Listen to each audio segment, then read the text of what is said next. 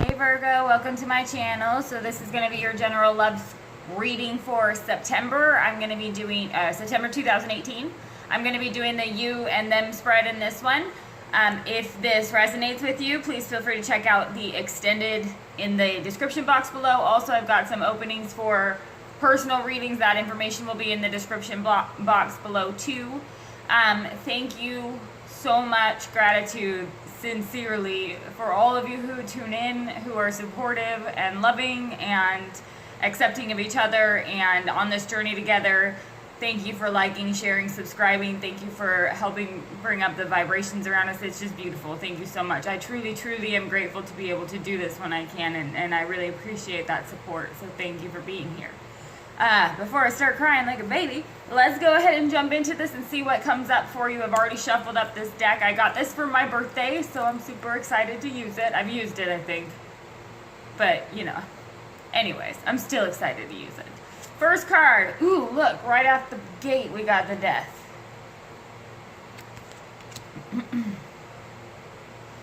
There may be...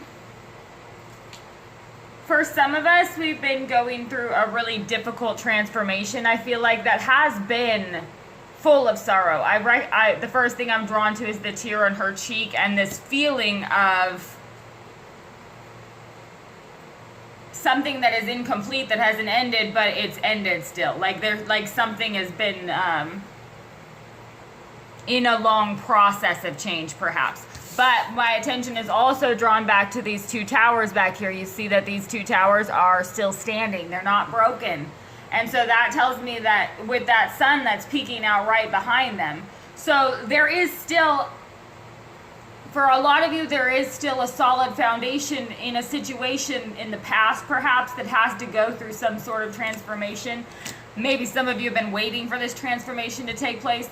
It coming up as this Death card too is with the sign of Scorpio, even though the signs don't necessarily, for me, I don't really get too much into the signs because it's all about the energy, but the energy of that Death card and the sign of Scorpio is some very deep emotional stuff, healing things from deep wounds in the past and things like that. So part of this process, I feel like, with this death and rebirth here really has been a painful process for both people. Look at this opposing other person here. We have the Ten of Cups. That is so wild. Look at that. But what I immediately notice, you'll see here in this Death card, look at this shape here with the sun and these lines that are going up from behind the sun. Look at this rainbow here. It's the same exact shape and the lines coming up, they match. It's a mirroring energy. There is, I feel like there's love here, and these two people, these parties make each other happy. They know that. But there's something that got perhaps messed up in the past, or something went awry at some point where now it's like, what's the word I'm looking for? Now it's like in order to get back to that happy place or that loving place, there has to be huge change, huge transformation. Maybe it's been an ongoing process, but I feel like there is, I definitely, you know, see this woman in the Death card holding on to the skeleton of a man, you know, and then these two are also woman and man here, hand in hand, staring at the rainbow. So there's two people involved here. Both people are going through this process, I feel like. Underneath the Death card, look at this, we have the Empress. Wow. Sorry, that's just powerful energy.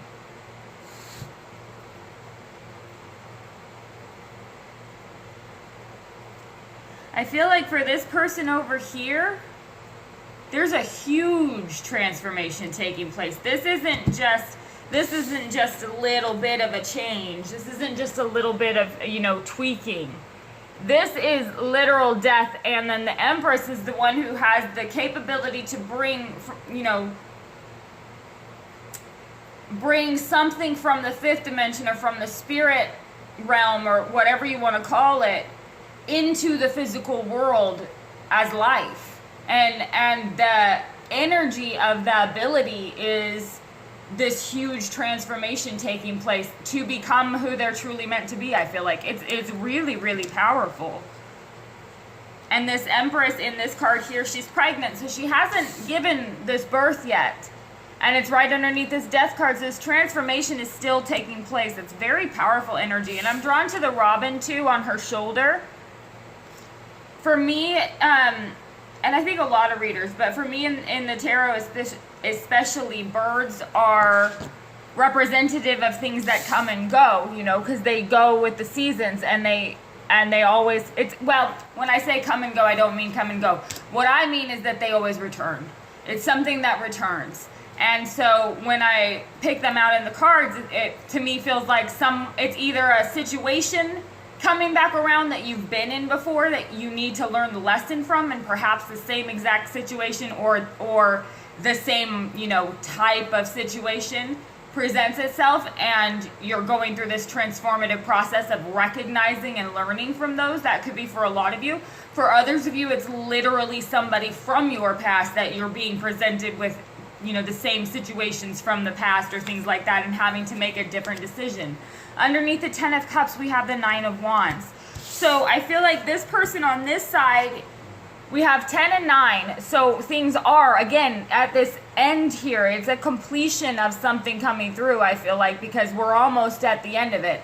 The Death in this particular, on this particular side for me feels like cyclical. It feels like it's, you know, each time this person goes through a transformation, or each time these two people go through these transformations, they rise a little bit higher and rise a little bit higher. It's kind of like that.